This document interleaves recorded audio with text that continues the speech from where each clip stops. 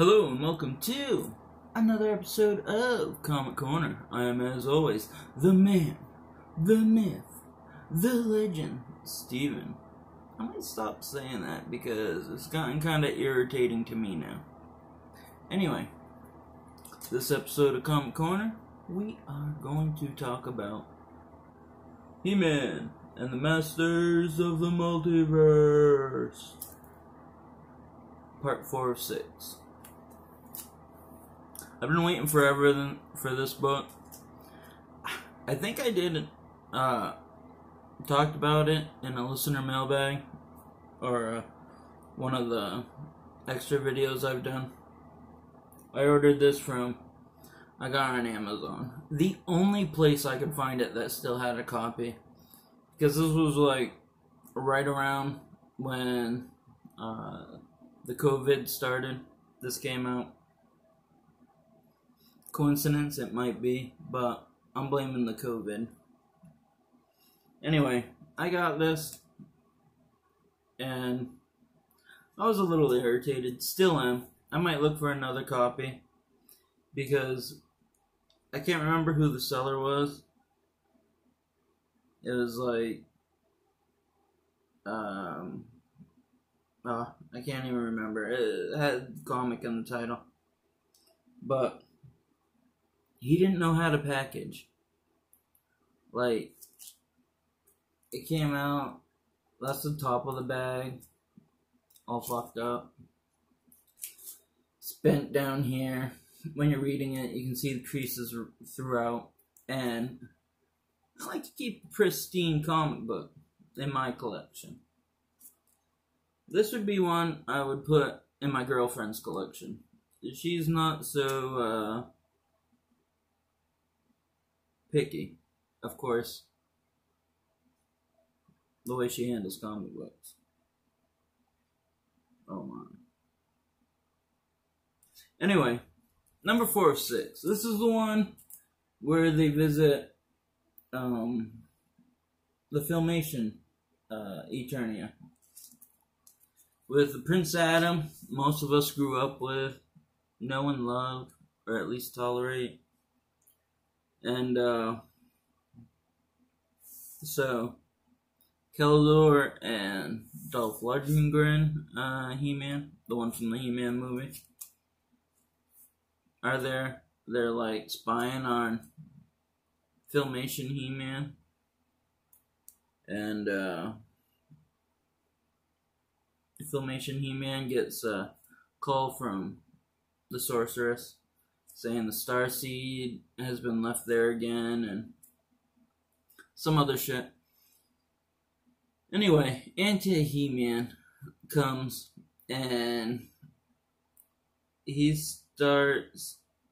finds He-Man, and Keldor, and they're where the Starseed is, and I think it's the center of Eternia, and they fight. Things happen. Anti-He-Man is trying to get the Starseed, Prince Adam, because He-Man had powered down. Filmation He-Man had powered down to get out of going to a party his parents were throwing at the beginning of the book.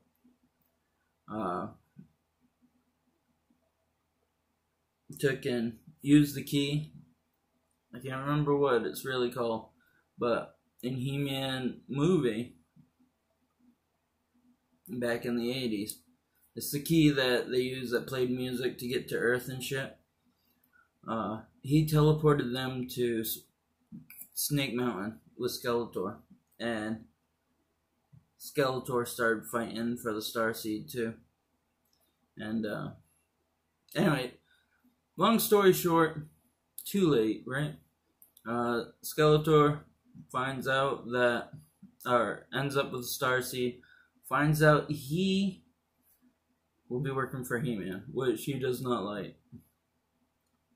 He says something like, "I'm not going to work for that brainless boob," and he throws it away. So Prince Adam breaks the Starseed with Sword of Power, And when he does, the sword falls out of his hands. Anti-He-Man gets it and takes off. Meanwhile, Keldor's a little hurt, and that's about where it leaves off. They saved this He-Man, the Filmation He-Man, but the anti-He-Man got what he wanted, and he went to Eternia Prime, which is like where the creation of the multiverse started.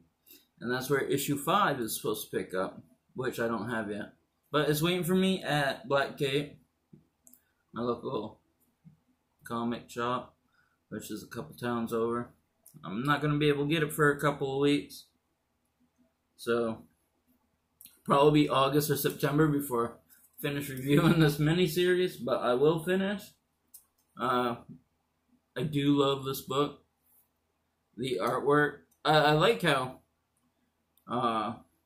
everybody keeps their the look of their dimension. For example, the Filmation characters look like the Filmation universe. The He-Man from the movie looks like more of a live action thing. Keldor looks like from his world. They had a He-Man that looked kind of like a toy, who looked like a toy. And they don't change appearances as they go through the multiverse. But yeah, it's a good book. I love this cover. This cover is awesome. It actually kind of reminds me like of with the black swirling around them, like a Venomized version, but this is DC, so it wouldn't be a Venomized or Carnageized book. But it's good. If you've seen it before, or if you've read it, let us know what you thought about it. But yeah, worth picking up if you can find it. Like I said, that took me a few weeks to actually find someone that had a copy I could get. And it came damaged, which irritates me, but I'm gonna first I'm gonna try to press it, see if I can get the creases out. And I'll figure out how to do that at some point. And if that doesn't work, I'm gonna look for a new copy. So yeah. With that, I bid thee a fond farewell. Until next time, I will see you later.